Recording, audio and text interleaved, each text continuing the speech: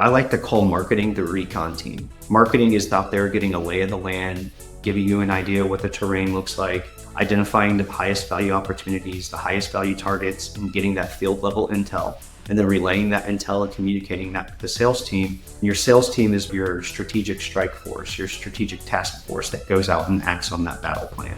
A lot of times, as companies are actually running multiple motions at once. They don't realize it, but they are. They might say they're founder-led, but behind the walls of the organization, and it's very much cold outbound-led, where they think they're outbound-led, but what you find is, well, you guys are running more demos, you're more of a PLG company, but you're still running a cold outbound motion. People get emotionally attached to what's already being done, because it really comes down to the behavioral dynamics of everybody loves to take ownership when things are going well. Nobody wants to take ownership when things are going bad.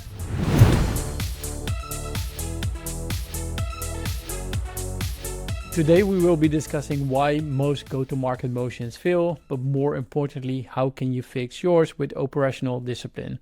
My guest today is Garrath Robinson, a former combat veteran turned growth architect, and the creator of the Strike operating system. Strike is a go-to-market operating system used by startups and global enterprises to engineer growth with speed and precision. Whether you're trying to align sales and marketing, fix your broken go-to-market, or just want to have tactical blueprint to scale, this episode will be packed with go-to-market insights. Let's dive in. Welcome to the show, Garrath. Hey, it's great to be on with you, Joran. Cool, we're gonna dive right in. Do you have a big horror story you can share with the listeners when it comes to go-to-market? Well, it's interesting you asked that, because the reason I started with my partner is I was being a little facetious. I've had a lot of great experiences in my career. I've been blessed to be around some great leadership teams. I've been blessed to help market and take to market great products, great services. And you almost become a little bit punch drunk around how things are actually done. Because when you're in an organization, everything becomes a seamless way of executing, where you know what you're doing on Monday, Tuesday, weekly, monthly, and quarterly. Execution feels simple and easy. You become punch drunk to how things actually work in the real world, because that's the exception, not the rule. It wasn't until I got into a company that was the complete opposite. I found myself pulling my hair. We constantly get in our own way. It was a Swedish AI company. I was leading go-to-market into the North American market. We found it difficult to find traction because we were trying to replicate our success in Europe and the North American market. And being one of the only Americans on the team, I was used to horizontal structures. I've been in marketing operations roles where after 60 days, my marketing CMO or director came to me and was like, hey, we just want you to fully own this. You don't have to ask for permission. If you think it's what's best for the business, we want you to spearhead that. And then coming into a culture where it was very much top down. I remember like a week or two in, I'm scheduling meetings with the sales team and getting a call from my CMO. Why are you meeting with sales? I'm like, that's my job, to figure out their pain points so we can help serve them best, so we can be that spear tip for sales. And it was very much like, well, we meet with sales and give you the information that you need. We'll tell you exactly what to do. It was a shut up and do what you're told culture. And I saw how this played out over, almost 24 months. When I first got there, there was so much energy in the business with new team members and people switching into new roles.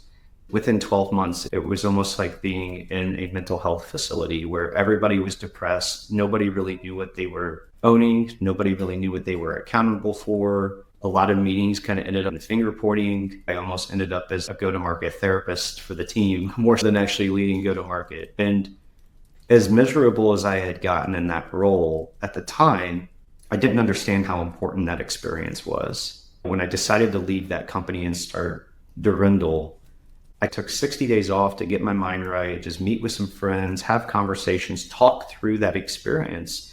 And talking through that experience, I realized there's a story here that nobody talks about. It gave me the juxtaposition of how things go when you do things the right way. You have some operational agency and command throughout the organization. When you have a middle-out leadership structure. And here's what happens when you have a top-down leadership structure where that leadership might not really care to get the opinions or the input or that field level intelligence of their frontline teams. I realized that was actually the best experience of my career. You get a little bit punch drunk on being at these companies, some of these companies, and things are going really well and everything is smooth and easy. This was like getting punched in the face, and everything you knew about how go-to-market should be executed was almost like done in reverse. So it gave me the ability to have this lens, this bifocal lens of, well, here's the path you can go down if you continue to operate this way. But then here's this better path if you're willing to kind of evolve and adapt to the way a modern business needs to operate.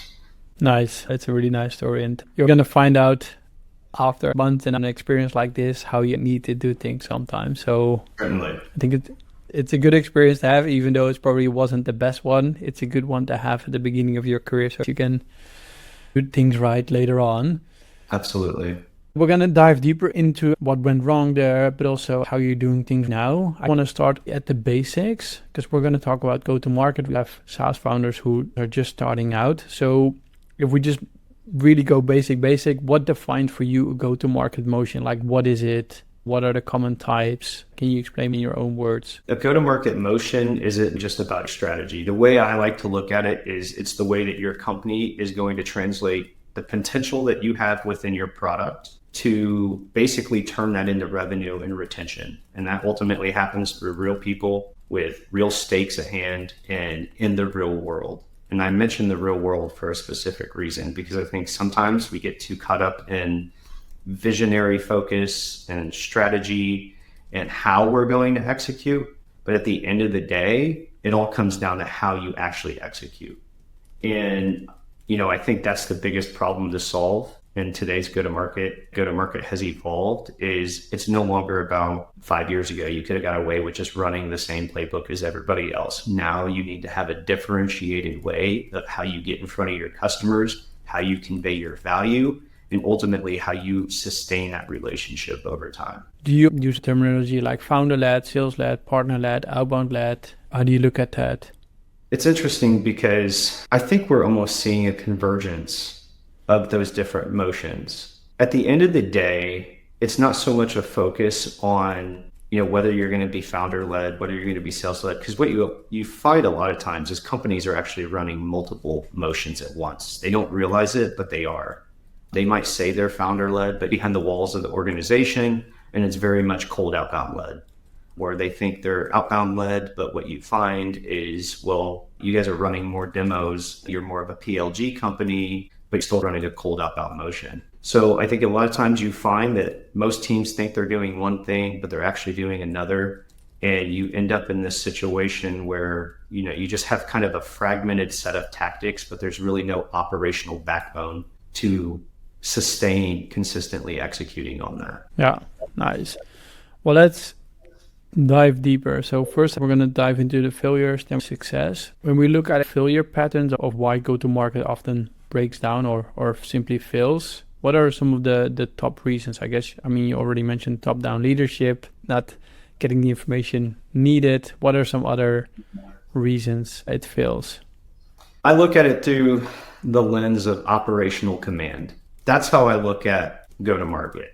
I started in the strategic space, designing customer lifecycle journeys for banks and credit unions. So working with Chase, working with JP Morgan, working with Royal Bank of Canada. And, I used to look at through this strategic lens, but I learned that if we don't have operational command, if we don't have some layer of enforcement, and these sound like dirty words in corporate America and almost militaristic. But when I talk about operational command, I look at it like this. Like a lot of companies, they're tracking signals, but they don't really know which signals they should be acting on. What are their highest value signals and how do we act on that as a unified team? They lack a tempo in the business. They don't have a heartbeat, and you end up in a situation where execution comes in these peaks and valleys. You don't really have a sustainable model. When I talk about sustainable growth, I look at it as sustainable execution, right? Because the sustainable growth, so to speak, will come if you can actually sustainably execute as a company. Then you have your traditional disconnect when it comes to priorities, where marketing and sales are kind of running their own motions and there's not a lot of collaboration, there's not a lot of communication. And ultimately, there's a lack of trust and there's a lack of fidelity between those teams and the information that you have visibility into. Another interesting one is the fear of stopping. We put all of our time and effort into building this campaign, getting it prepped, getting it launched, but then it comes out of the gates. We're 30 days in, we're 60 days in. There's no real traction there, but yet it's almost as if everybody is emotionally attached to some of these bad ideas. So having criteria in place for, hey, we launched this campaign, we want to get 30 MQLs or 100 MQLs from it over the next 90 days. We're 30 days in, we're 60 days in, we've got 20. Okay, is this really the best use of our resources? Probably not. You could easily kill that campaign, maybe have a backup in place, or have criteria in place for how we're going to shift our resources to better opportunities, higher value opportunities for the business. So I think a lot of times people get emotionally attached to what's already being done, because it really comes down to the behavioral dynamics of everybody loves to take ownership when things are going well. Nobody wants to take ownership when things are going bad. And then, I think ultimately this all comes full circle on itself too. There's really no operating system, right? You have a strategic framework, you've got some RevOps in place, but it all feels a little disconnected and there's no operating rhythm to the business. And so you end up in a situation where people are working really hard. Everything feels fragmented. Nobody is in command. Leadership teams are fighting back and forth with each other. Frontline and middle management are fighting back and forth with each other. And there's no real focus or control with how we're actually operating as a company. I like how you take the military background into the company, making sure that you know who's in command, what is happening, and what is the next step, I guess, if X happens, right? Because that's what you're being trained on. It's interesting because I never realized how much my military background would eventually play into my corporate career.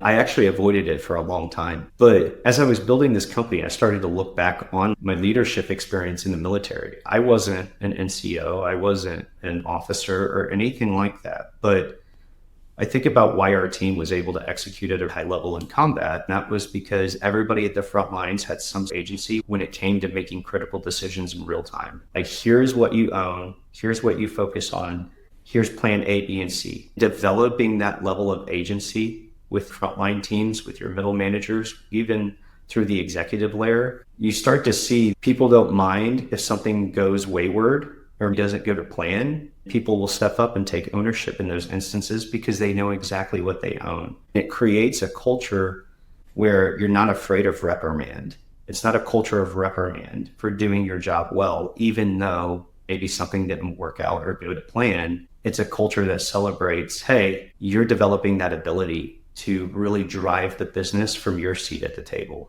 Yeah. In the end, you all have a goal in mind and you want to get there, and things are not going to be perfect, but at least somebody can take responsibility for their part. They have ownership. Exactly. You mentioned the operating system. You created the Strike framework, or I think you call it operating system, that founders can use to build a repeatable go-to-market motion. Can you explain the steps and then probably walk a bit deeper into every step for us? The way to look at Strike is this evolved over 24 months. What I was trying to solve for is, hey, I've gotten certifications in some of these other go-to-market frameworks or some of these other RevOps frameworks and tried implementing them. And what you find is it's not sustainable for most businesses.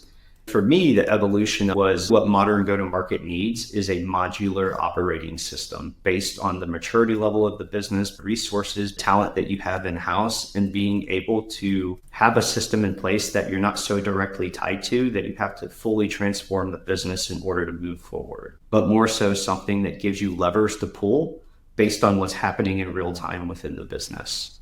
I look at Strike as a doctrine more so than a strategic framework, a doctrine for how are we going to operate as a company. And ultimately, it's essentially how you engineer the conditions for success in the company and how that looks on a daily, weekly, and a quarterly. Strike really stands for. And, Strike is made up of, number one, signal calibration. So this is really a focus on acting on what truly matters, on what truly drives the business forward. Tempo establishment, again, coming back to that idea of how do we actually establish a heartbeat within the organization that we can consistently rely on.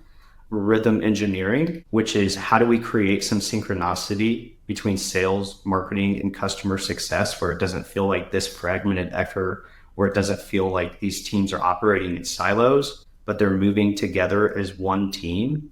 Impact prioritization, right, which is killing the distractions that kind of slow the business down and focusing on your highest leverage opportunities, again, that drive the business forward. And then I call it kill switch discipline, which is what we just talked about a couple minutes ago, which is knowing when to quit, knowing when to hit the stop button and doing that quickly. So having criteria in place. We launched this campaign, this go-to-market motion. How do we quickly identify whether this is where we need to put our resources, or when do we decide this isn't going to work, kill it off and focus on building something else or pushing resources into higher value or higher leverage place for the business? For me, it's not just about having acronyms to, roll out a framework. It's about getting you to a point where you can execute relentlessly, to where there's no drift between those go-to-market teams. Nobody's relying on excuses. There's no finger pointing. And ultimately, if you think of it as like everybody being on the same boat or everybody being on the same bus, there's no passengers on that boat. Everybody has their place at the wheel. That's the lens I look at go-to-market through, is how do we develop that operational command throughout the entire go-to-market org? Yeah, so in the end, it's almost like creating your combat team that everybody has the same goal, everybody knows exactly what to do, and I guess knows what to do in which situation and what is being expected of them. This podcast episode is brought to you by my personal favorite SaaS event and community, SaaS Talk.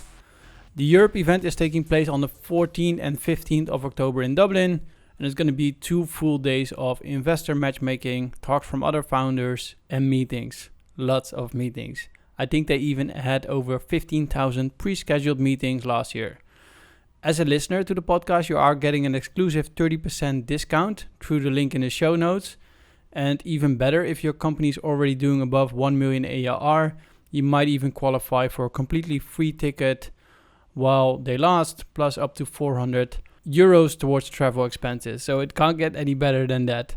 The discounted tickets are going to be limited, same with the free ones. So make sure you hit pause, hit the link, get your ticket, and then come back to the podcast. You will see us in Dublin as well, as we do have a booth on the event. So make sure to get your ticket. If somebody wants to implement this, where do we start? Is it a document you fill out and you kind of then start filling it out together and you start agreeing on these 6 different things? Yeah, so Strike is really perfect fit for any organization that hit that oh shit phase, right? Where it's like, we've been scratching our heads for a year. We've been scratching our heads for 6 months. We can't figure this out. It all comes back to that theme of, hey, we don't have true operational command. We don't have a layer of enforcement here of how we actually execute, how we actually operate as a company. It's very much kind of fractured and disjointed, and there's no clear communication channels. Cultures where people really struggle to face the hard truths, again, because there's a culture of reprimand. If things don't go to plan, somebody needs to own this and somebody gets reprimanded for it. This could be post-product market fit, for instance, where we've got product market fit, but as we continue to scale, we feel like we're drowning in activities that aren't moving the needle forward. We're stuck where we are at the moment. Ultimately, when you find yourself in that instance, it's where you need the rhythm in the business. It's where you need command. It's where you need focus. And that's where I look at Strike as a doctrine for how we execute that's backed up by a data layer to support how you're actually planning to execute. Again, so this comes back to like modularity, right? It's not like, hey, we come and install this standardized data model in your CRM and it's just plug and play. We look at how your team executes. We start on the sales side, getting your sales team to perform at a high level, figuring out what works, and then designing the system to support what's actually working, versus saying, oh, your system is broken, we have a better system, and now we're forcing your employees and your teams to execute against a system that isn't really designed for them. It's just designed for the masses.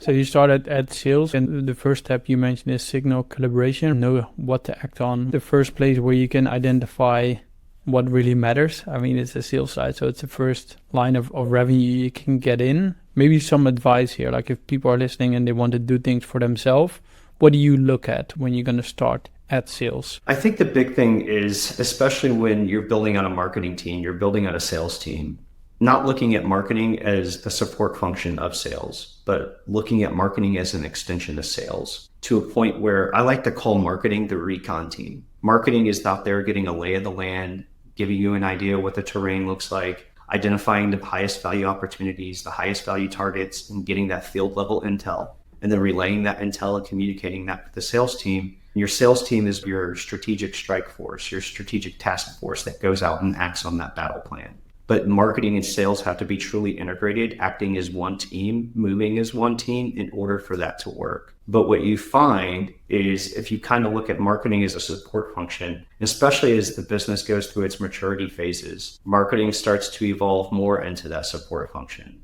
And this is why you have so many CEOs and CFOs where when it comes to the budget time and marketing or the CMO is struggling to actually communicate and create a story around marketing's impact on sales, well, hey, we're just going to cut budget from marketing because what you're telling me doesn't really resonate with how the business is performing. And a lot of times marketing is acting on lagging indicators. When you look at a lot of pipelines, you look at a lot of dashboards, it looks like real-time signal, it looks like real-time data, but behind that, below the surface, it's lagging indicators. When you get stuck in a loop of acting on lagging indicators, when you look at the overall market, you ultimately feel like you're constantly behind the 8 ball. So in the end, how would you fix that align sales and marketing? You probably have to look at different metrics, not lagging indicators, but look at different things to really be able to figure out what is going on and are we moving the needle. I was talking to somebody about this the other day, and this is where marketers really have to step up.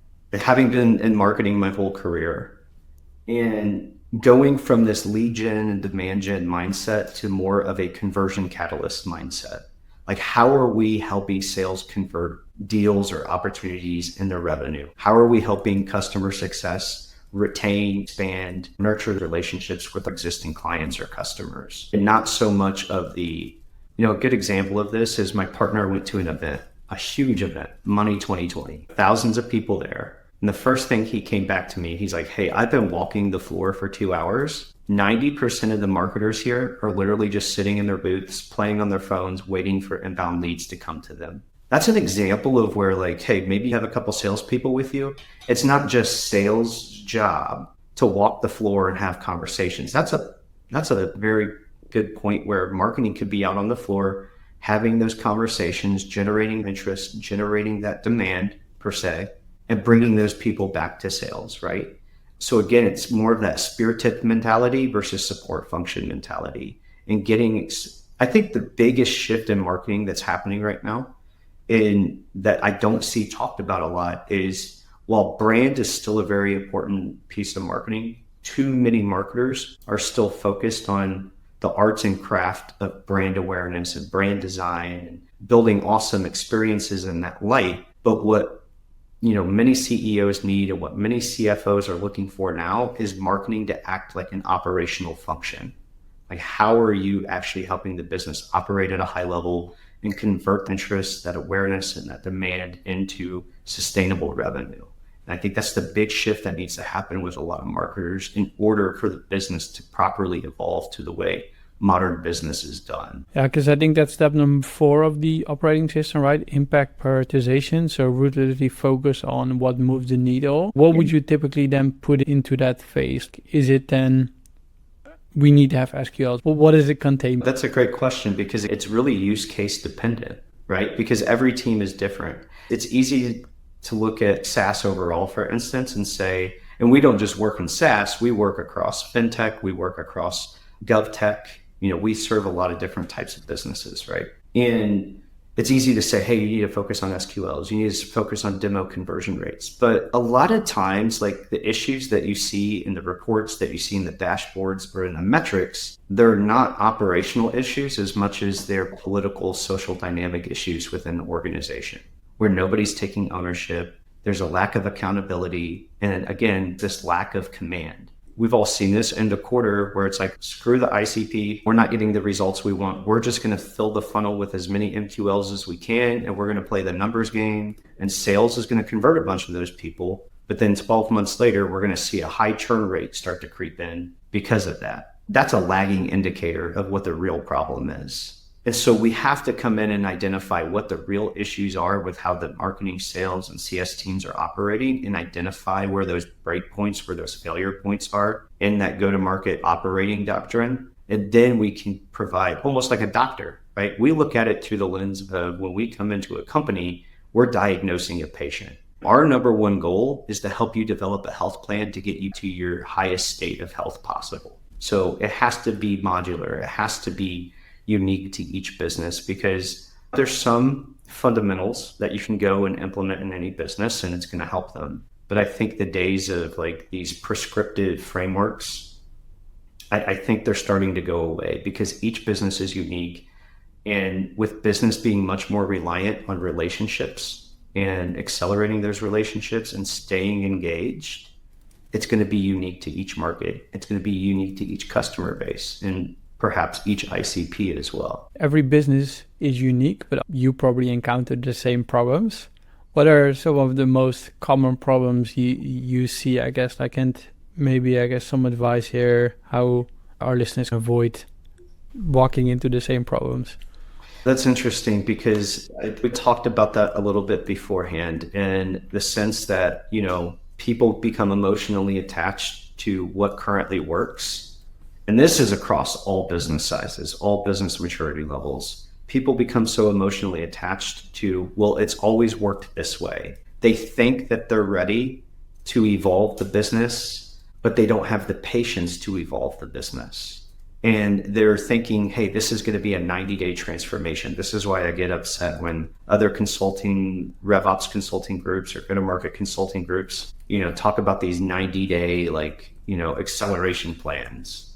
It doesn't work like that. You might see some lift in 90 days, but really you're looking at a 6 to 12 month cycle of truly evolving the business, because you're asking a lot of people to adapt the way they work, communicate, the way they collaborate, and ultimately how they take ownership in their day-to-day role. That's not a 90-day process. And I think we've had a whole decade where there's been a lot of promising and a lot of under-delivering when it comes to that. And so I think what we look for when we're working with a client is, when we're asking them questions, it's not just about how we're going to help you in your business. We're trying to evaluate, can we trust you to evolve and adapt like you need to? Or are you going to get impatient at day 90 or at day 120 and say, this isn't working for us, we're going to scratch it, and we're going to go back to what we're doing? That happens in a lot of cases. I talk to a lot of CROs, CMOs, et cetera.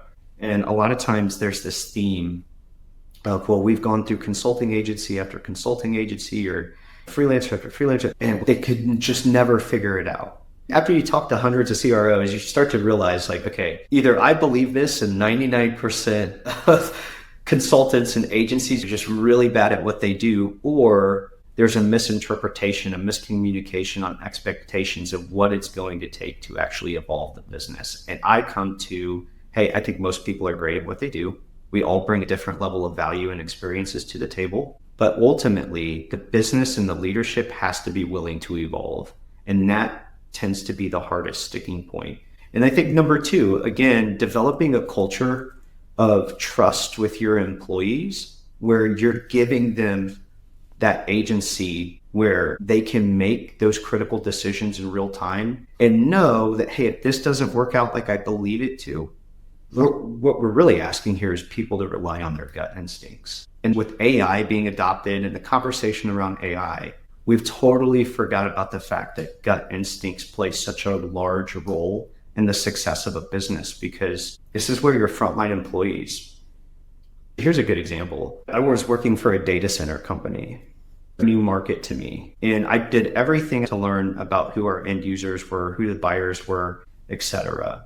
And I remember we were coming out with this March Madness campaign, and we had a nice landing page. We had these beautiful emails, the whole 9 yards. And after I got to know our customers really well, I'm thinking, these guys are software engineers. These guys are like tech nerds. They don't care about all this like flashy shit. They just want to know what they're going to get out of it. So I call my marketing director the night before the campaign goes live. I said, I want to A/B test this campaign. And I don't want to do like subject lines. I actually want to do a plain text email versus this beautiful HTML email that we built. We had a conversation around it. He said, why? And it was basically on my gut instincts. He said, okay, listen, test it to 5,000, right? Because this was going out to a list of almost 50,000 people. Test it out to 5,000 contacts. We'll see how it performs. If that email works, then let's run it. I was given that agency to rely on my gut instincts. Guess what? I came up with a plain text email that the open rate was, the difference between the HTML open rate was like 22, 25%. The plain text email open rate and conversion rate ended up being about 45%. And we converted 15% of those contacts into meetings, right? From the people that opened. And this was a campaign that they'd been running for about 4 or 5 years, year after year. The previous high on pipeline and revenue was $3 million. This generated $4.8 million in pipeline and closed $2.7 million in revenue. People are like, oh my God, this is amazing. Like, this is the best it's ever performed. Literally nothing in the CRM would have told me this. This was literally relying on my gut instincts saying, these people just want to know what they're getting out of it. They don't need all the bells and whistles. And that's not to toot my own horn. If anything, that's to toot my leadership's horn at the time of giving me that agency to, hey, this might not work out like we planned, but if it does, that this is a high leverage play that gets us an outsized impact compared to what we've done in the past. I like it. This is an example where you're changing something in the marketing campaign which has instant impact, right? You need 6 to 9 months, maybe even 12 months time to change the business. I see a lot of struggle with companies here, like even for myself, right? If I wanted to set up a new operating system, I don't know if I have the patience to really go through such a long process to figure out if it's going to work or not.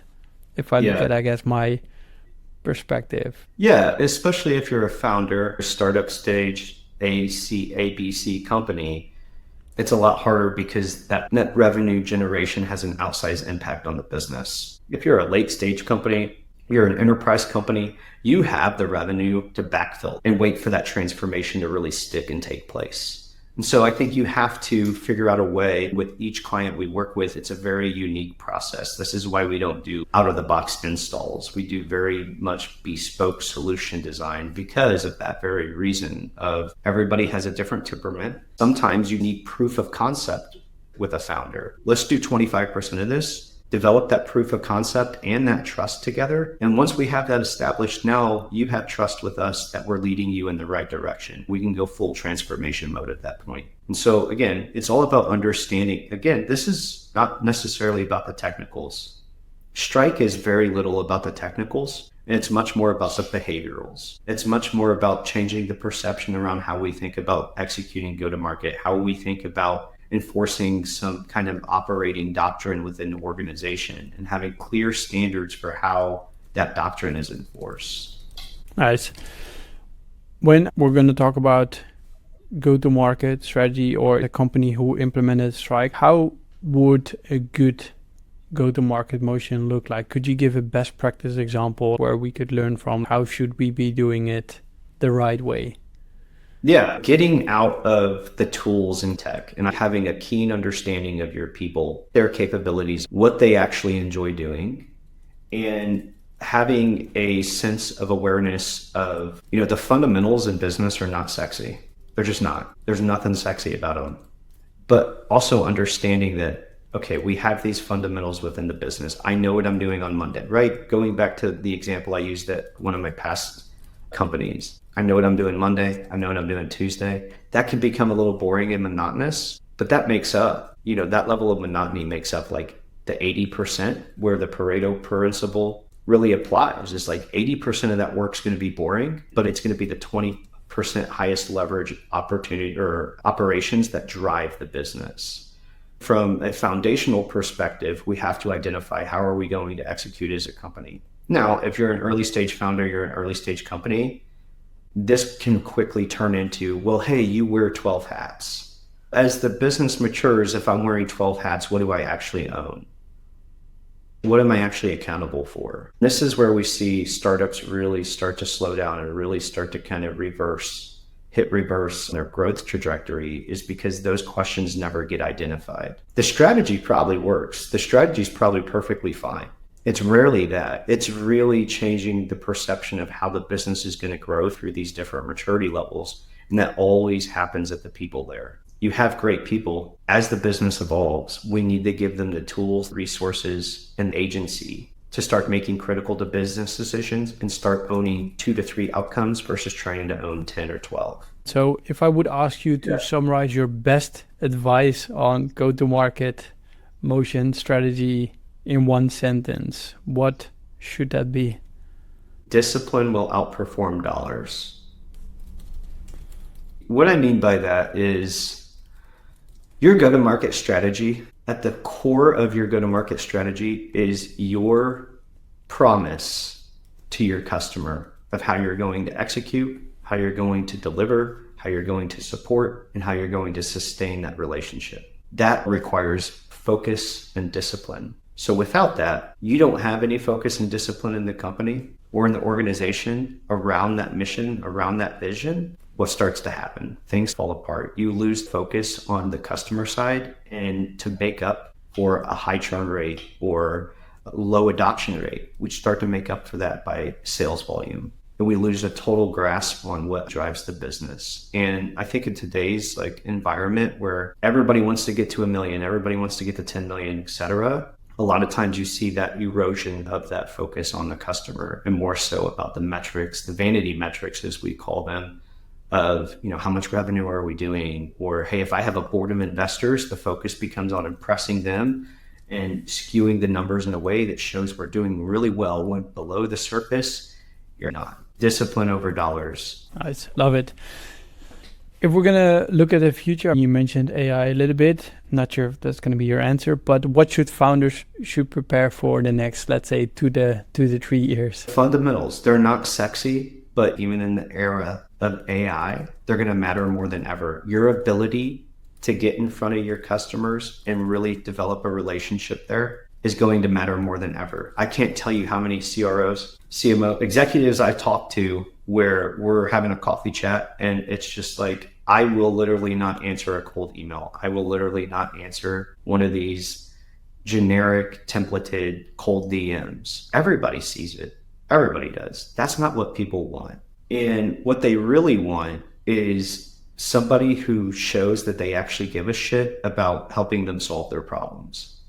And a lot of times that's not done through an ebook. That's not done through a PDF. That's not done through a webinar. It's doing the nitty gritty, dirty work of enabling your sales team to actually develop those relationships in a real way. Not necessarily through automated emails like, hey, John, just check.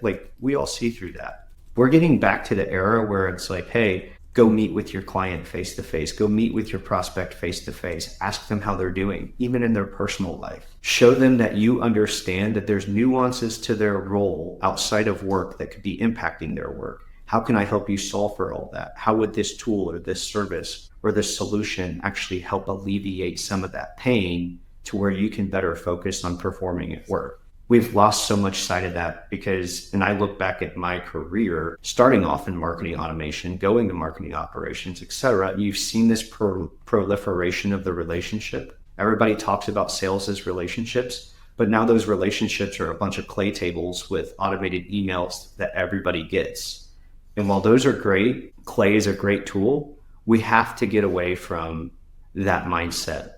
We have to get back to, you can't necessarily, especially in a large org, you can't necessarily develop all these one-to-one relationships, but we have to actually show people we care. And we're not just running templated playbooks. As a founder, this is the nitty-gritty work of getting everything off the ground and developing those one-to-one relationships, because those will scale. Regardless of what you see on LinkedIn with Instantly and Smart Lead and outbound campaigns, those one-to-one relationships will eventually scale. And for founders, it's no longer about how quickly you can get to 1 million ARR. It's about the social capital you've built in your market. Nice. We are going to talk about the revenue stages though. So it is going to be about social capital, but I'm going to ask you super specific questions on how to get to a certain revenue stage. talking about the nitty gritty, going from 0 to 10K monthly recurring revenue, what kind of advice would you give a SaaS founder here? Talk to your market, talk to your buyers, not just the people using your product. Figure out what's happening in real time, figure out what perceptions are changing in real time. And don't just get into this place where you're seeing signals in Apollo or you're seeing signals in Clay, and you're trying to automate those relationships. You're trying to automate that really what you're doing there is eroding your gut instincts. And so I think the focus needs to be on how do we develop one-to-one relationships, and understanding that after 12 or 18 months, those one-to-one relationships will really scale your business, and focusing on getting one motion to work really well versus trying to have outbound, inbound, PLG go, like all these different tactics and all these different motions that eventually just bog down your time, your energy, and your resources. Focus on nailing the one thing that's going to work for your business, get to a good spot for you, and then build out from there. Nice. Let's assume we passed 10K MRR, and I know we're going to make a huge jump. We're going to grow towards 10 million ARR. What kind of advice would you give SaaS founders here? The biggest piece of advice, especially as you scale past 1 million, you start to get in that 5 to 10 million range. This is where founders ultimately become the roadblock in the business. Your job is no longer just about sales and relationships. It really comes down to creating the systems, enforcing a rhythm, and really having command of the business. And at the same time, delegating that execution and getting out of the way and letting your people do what they do best. And I think when you look at it that way, it's not about just owning the vision of the business at that point. It's about owning the tempo of the business and putting the right things in place to where you're developing a leadership culture that starts at the middle out and not the top down, where everything relies on you. Nice. Let me try to summarize. So if we take it all the way to the beginning, a go-to-market motion is basically translating the potential of product into revenue. It is going to matter how you execute, have a differentiated way to be in front of your customers. You can have different motions at the same time. When we talk about a failing go-to-market motion, don't become punch drunk, as you mentioned it, getting too comfortable, not having an operational command. Which signals do you need to act on? Lacking a tempo, not having a lot of collaboration, no trust in the organization. And if you are going to make changes, you need to take the time to evolve, to actually change the business. If you're thinking about Strike, it's a modular operating system. It's good for companies who face the shit phase, as you called it. It's going to help you operate as a company and get everybody on the same boat. No excuses, no finger pointing. When we talk about the steps, step 1, signal calibration, know what to act on, what really matters. Step 2, tempo establishment, create a sustainable, fast, repeatable go-to-market rhythm. Then you have step 3, rhythm engineering, align the organization's timing and priorities. Step 4, impact prioritization, ruthless focus on what moves the needle.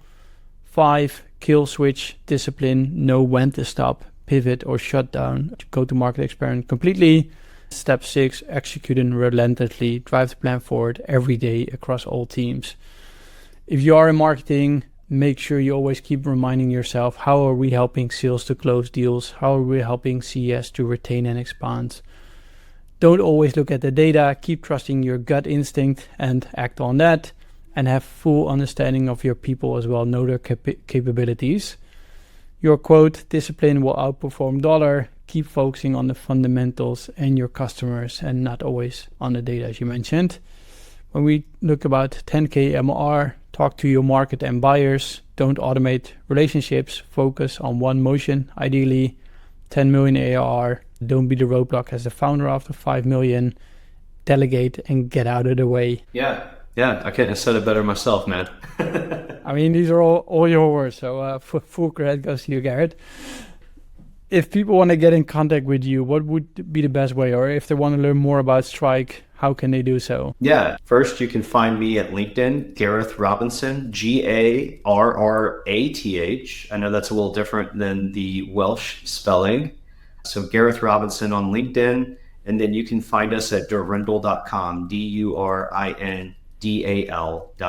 Cool. I'm going to add links to both of them in the show notes so people can just click on it and not make the spelling mistake. Awesome. Cool. Well, for people listening on Spotify, make sure to leave us a review. It's just going to help us to boost the algorithms. We're going to also add a poll to this podcast. So let me know what you thought of this episode. And again, we're going to add the link to the LinkedIn profile of Garrath and durandal.com to the show notes so you can find out more.